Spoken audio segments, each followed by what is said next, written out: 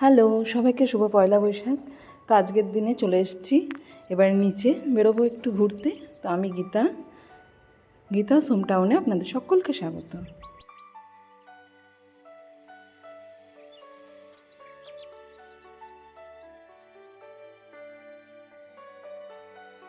তো এবার বেরিয়ে পড়েছি, যাব একটু রামকৃষ্ণ মিশন। বোন আর অর্চি গেছে একটুখানি খেলতে, তো সেই জন্য এবার ওদেরকে ডাকবো। এসে মন্দিরের ওই সাইডটাই গেছিলো ওরা, ওদেরকে নিয়ে চলে এসেছি রামকৃষ্ণ মিশনে। তো রামকৃষ্ণ মিশনটা আমাদের বাড়ি থেকে 10 মিনিটের মতো রাস্তা। যারা আসানসোলে থাকেন তারা কিন্তু অবশ্যই জানেন যে সুগম পার্ক বলে যে জায়গাটা, সেখান থেকে কিন্তু রামকৃষ্ণ মিশন মাত্র 10 মিনিটের।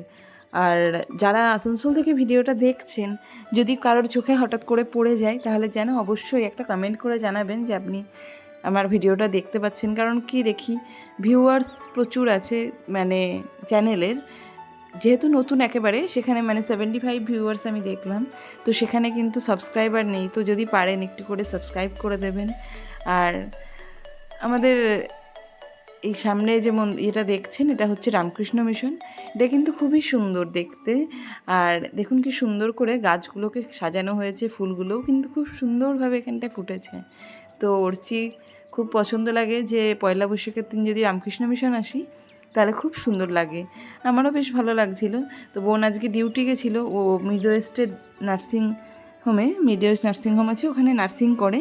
তো ওখান থেকে ওকে নিয়ে বললাম যে দুপুরবেলা যে আমাদের বাড়ি চলে আয়। তো বলছিল না, আমি কোনো রকমে আজকে আসতে পারছি না, খুব কষ্ট হচ্ছে। আসলে দুপুরবেলা 40 ডিগ্রি সেন্টিগ্রেড হয়ে গেছে, এত গরম, থাকা যাচ্ছে না। তাও ওকে কোনো রকমভাবে বললাম আজকে পয়লা বৈশাখ, মাটন বিরিয়ানি বানিয়েছি, বিভিন্ন রকম বলে ওকে নিয়ে আসা হয়েছে। তো এসে ঘুমাচ্ছিল, ঘুমাতে ঘুমাতে 5:30 থেকে ডাকতে শুরু করেছি, প্রায় 7টা হয়ে গেছে আমাদের বেরিয়ে আসতে আসতে। তো দেখুন রামকৃষ্ণ মিশনে এই যে ভেতরে, এখানে কিন্তু যে স্বামীজিরা থাকেন ওনারা পাঠ করেন। তো এখানটা কিন্তু একেবারে সাইলেন্ট প্লেস। তো এখানটা বসে আমরা কিছুক্ষণ ওনার পাঠ শুনছিলাম। ভেতরটা দেখুন খুবই সুন্দর। আর এখানে কিন্তু কেউ কথা বলতে পারে না, একদম সাইলেন্ট। এখানটা একেবারে কোনো কথাই নেই, জাস্ট চুপচাপ থাকতে হয়। অপূর্ব পরিবেশ, তেমন ভিড়। আর কাঠের কাজগুলো দেখছেন, অসাধারণ, দারুণ করে প্রত্যেকটা কাজ নিখুঁতভাবে করা হয়েছে। তো ওই জায়গাটা থেকে বেরিয়ে, এখন তো রাতের বেলা হয়ে গেছে, তাই জন্য বাইরেটা অতটা দেখা যাচ্ছে না। তো যতটা পারলাম ভিউ দেখাচ্ছি। আর এই যে আমরা এবার কিন্তু রিটার্ন করছি। তো এখনও কিন্তু লোকের দেখুন ভিড় কেমন, বেশ ভিড়।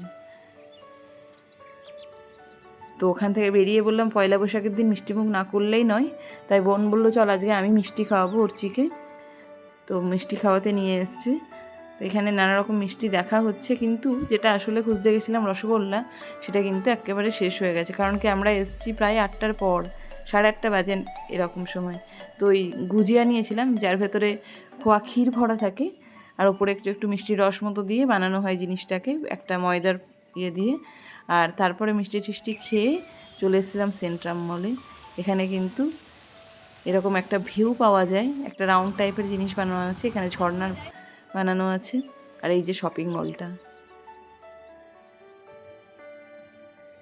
এখানে প্রতিটা অকেশন পারপাস যাই হোক, মানে বড়দিনের হোক, সে সময় বা সমস্ত যে কোনো অকেশনে এত ভিড় হয়, মানে কি বলবো, এখানে প্রচণ্ড ভিড় হয়। তো দেখতে পাচ্ছেন কীরকম ভিড়। আমরা কিন্তু এসে গেছিলাম, আমাদের কিছু না হলে ভালো না লাগলেই আমরা সেন্ট্রাম ঘুরতে আসি। সবসময় যদিও এরকম ভিড় থাকে না, তবে হ্যাঁ খাওয়ার জায়গাটায় কিন্তু ভিড় থাকে বেশ। আর এখানে কিন্তু সিনেমা হলও আছে। তো এখানে খাওয়ার জায়গাটা তো বিশাল ভিড়।